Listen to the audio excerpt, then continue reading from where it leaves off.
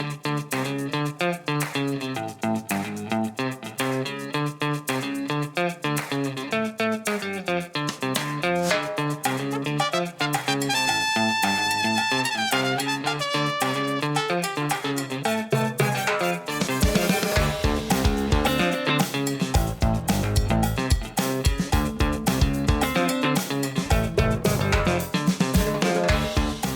bonjour tout le monde! Aujourd'hui, on va explorer le monde fascinant des soupes. Parce que quand il fait froid, quand c'est l'hiver, ben c'est le moment idéal pour en manger. Et ce qui est le fun avec les soupes, c'est qu'il y a mille et une façons de les faire. Puis on peut même s'en servir pour vider, entre guillemets, notre frigo des légumes qu'on a qui seraient sur le bord d'être plus bons. En termes de soupe, là, on a la fameuse soupe au pois, il y a la soupe minestrone, il y a aussi toutes les soupes asiatiques, genre wonton, soupe thaï, les ramen. Puis, il y a aussi les crèmes ou les potages. Puis, dans le fond, la différence entre les deux, c'est que un potage versus une soupe normale, c'est qu'on va broyer toutes les légumes ensemble dans le liquide. Fait que ça va nous faire une espèce de crème, finalement, si on ajoute de la crème en plus, parce qu'on peut faire ça pour que ça soit plus crémeux. Peu importe la façon qu'on choisit de faire notre soupe, que ce soit une soupe ou un potage, ben c'est toujours les mêmes bases. Donc, c'est des légumes, une quantité de légumes. Souvent, c'est la moitié de légumes pour l'autre moitié d'un liquide quelconque.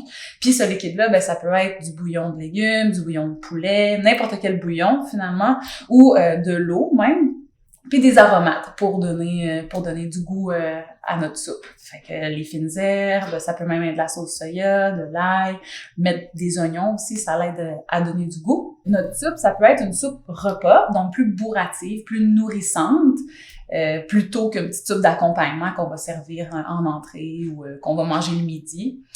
Puis pour ça, ben on peut ajouter des légumineuses, du riz, des nouilles. C'est nous qui décidons n'importe quoi qu'on a à la maison qui va être un féculent et une protéine. Donc là, ce qu'on va faire aujourd'hui pour commencer, c'est une petite soupe aux légumes bien de base. Puis pour ça, ben ça prend un chaudron évidemment et on a 8 tasses de bouillon. On a 4 cuillères à soupe de fines herbes quelconques pour donner un peu de goût.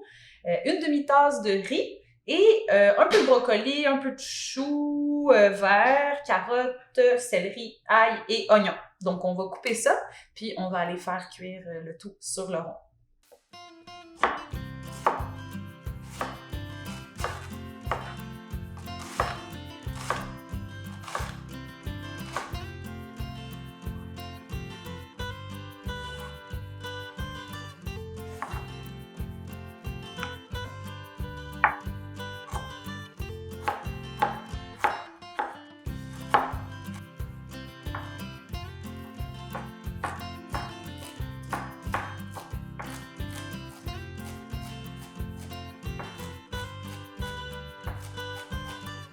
D'ailleurs, le tronc de brocoli se mange et même délicieux.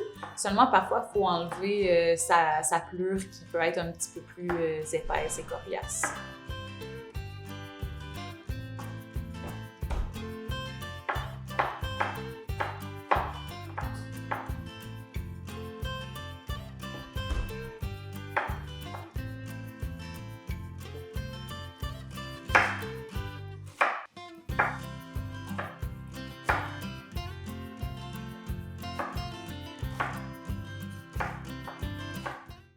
Alors, on est au four maintenant. On allume notre rond à médium à peu près. On met un peu d'huile végétale. Puis, on fait revenir nos légumes un peu, à peu près 8 minutes. Juste pour qu'ils soient attendris, disons-le ainsi. Puis, la quantité là, de légumes, ben, ça équivaut à peu près à 4 tasses. Là. Fait que la moitié de la quantité de bouillon qu'on a. D'ailleurs, le bouillon, vous pouvez prendre le bouillon du commerce, mais vous pouvez aussi prendre celui-là qu'on a appris à faire ensemble, mais qu'on a fait ensemble l'autre jour avec la carcasse de poulet qui restait. Donc, on met les aromates, les fines herbes, un peu de poivre,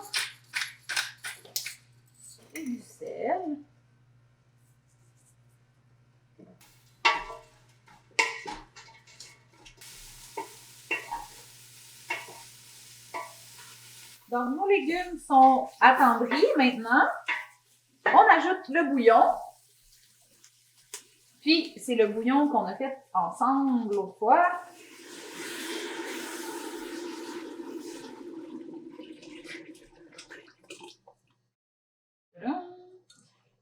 Et le riz. On va mettre un peu de riz. On brasse un peu. Oups. En essayant que ça ne déborde pas trop. Puis, on ferme. On attend que ça bout. Puis, une fois que ça bout, on va réduire le feu au minimum. Puis, on va laisser mijoter à peu près une vingtaine de minutes, mais surtout jusqu'à ce que les légumes soient tendres puis que le riz soit cuit.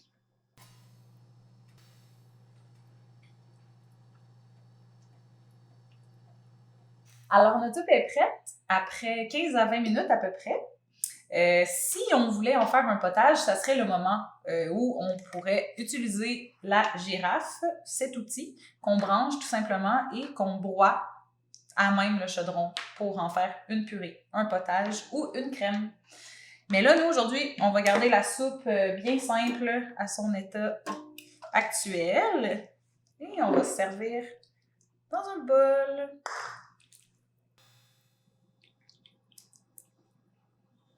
Donc, ce que j'ai pas dit tantôt aussi, c'est que si on n'a pas de girafe à la maison, on peut aussi broyer notre soupe dans un robot.